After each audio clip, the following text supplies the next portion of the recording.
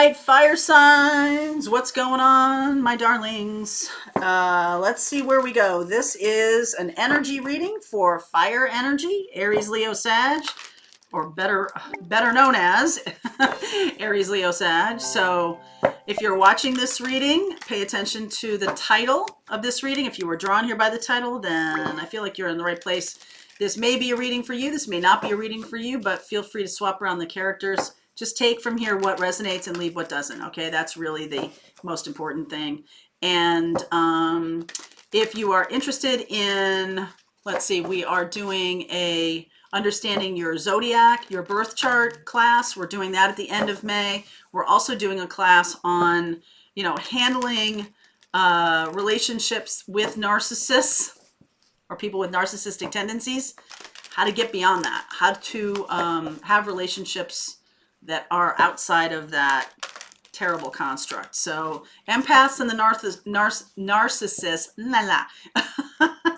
that's going to happen on May 19th. All right. So this is a reading for fire signs, fire energy, Aries, Leo, Sag. Let's see where we go.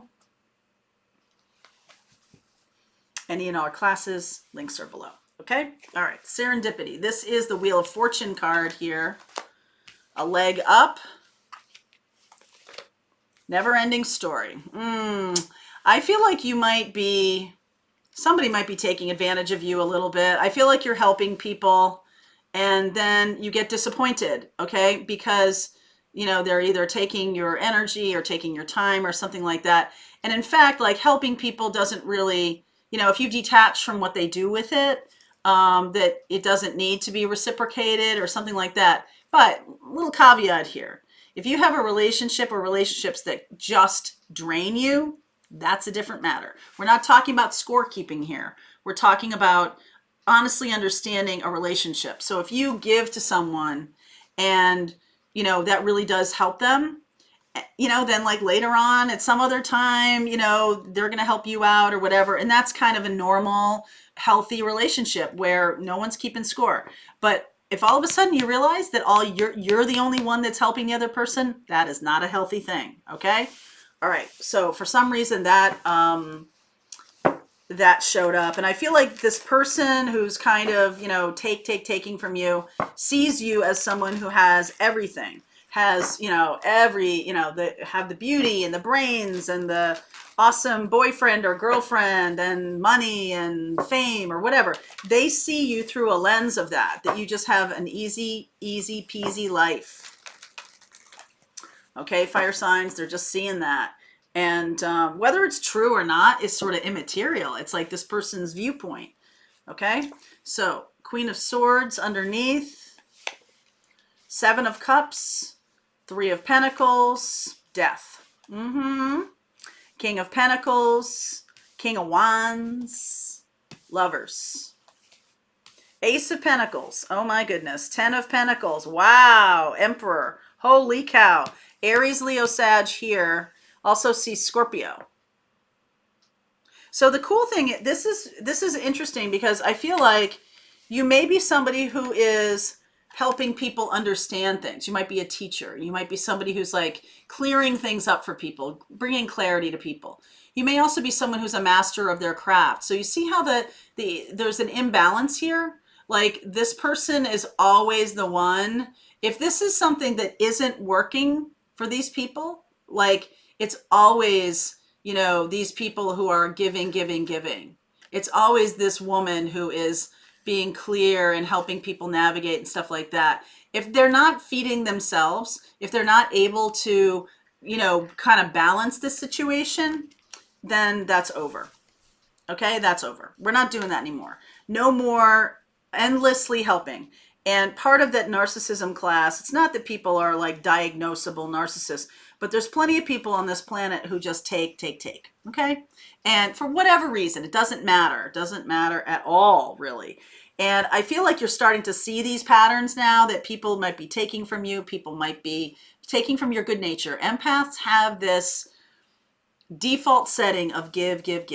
Okay. And when you have that default setting, sometimes becoming conscious of this pattern of giving, it can be toxic in and of itself, because if you are giving in order to receive, that's not good. But if you're giving and then you're realizing, oh, wait a second, all I'm doing is giving and it's depleting me, and you finally say something, that's okay. All right. Do you see the difference there? Um, I feel like you're finally getting clear about the fact that you seem to have it easy, or you seem to have this boundless amounts of energy. So I feel like that's over for you. The coolest thing here is I feel like what's coming is that you have some people who are way more mature showing up. People who are not interested in take. They have their own resources. They have their own ability to inspire. They have their lives. They have, stable, commitments in their life. They're very, very different from this out of balance kind of thing. This woman here being like, and it can be really satisfying to be give, because people are like, wow, you're just like amazing. But at the end of the day, it's like these people who are like, oh my goodness, you're amazing. These people have to step up and learn. These people have to step up and take in what this person keeps offering. If you keep offering and this person never really takes it in or never really does for themselves, and they just keep coming back to you to do the work for them, that gets old really fast.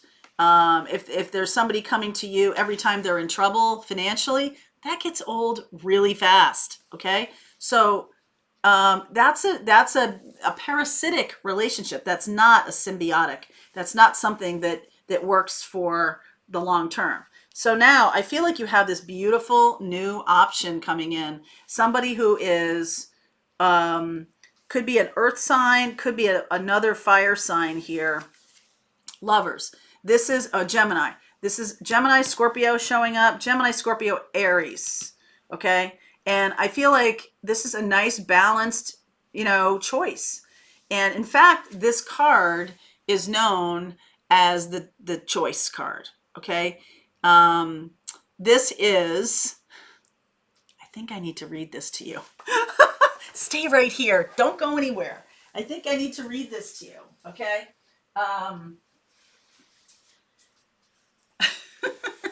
This deck is known as the Mythic deck, the Mythic Tarot, okay?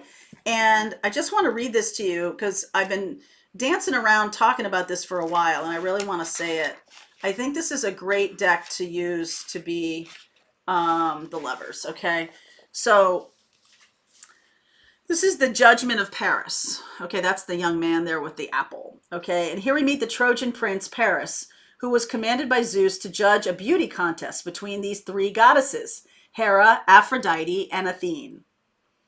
Okay, Athena. When Paris was born, an oracle declared that one day he would be the downfall of his father's kingdom. His father, King Priam of Troy, sentenced him to death by exposure on a hillside, but he was rescued by a kind shepherd. Paris grew to manhood, tending sheep, filling his spare hours with romantic conquests, for he was a very handsome and charming young man. When a quarrel broke out on Mount Olympus between Hera, the queen of gods, and Aphrodite and Athena, as to who was the loveliest, Zeus decided that Paris, with his rich and varied experience of women, would be the best judge of the contest. Okay, so the result was a foregone conclusion. Paris, being young and therefore not yet clear about his inner values, chose Aphrodite without hesitation. His reward was the famous Helen, queen of Sparta, and inconveniently someone else's wife. Hera and Athena smiled and promised that they would not hold this choice against him, and then walked off arm in arm, plotting the downfall of Troy. Thus started the conflagration of the Trojan War, which began with the anger of Helen's cuckolded husband and ended with the city being burned to the ground and all of its royal house destroyed. So the oracle ended up being true. On an inner level, the judgment of Paris is known, as it is known in myth, is the image of the first of life's great challenges to the developing individual. The problem of the choice in love. This dilemma is not only about trying to decide between two women or two men, it also reflects your values, because our choices mirror back to us the kind of person we wish to become. Paris, because of his youth and the driving force of his sexual needs, cannot truly choose from a mature perspective. His choice is made by his desires rather than by himself. Here is the problem of free will versus the compulsions of instincts.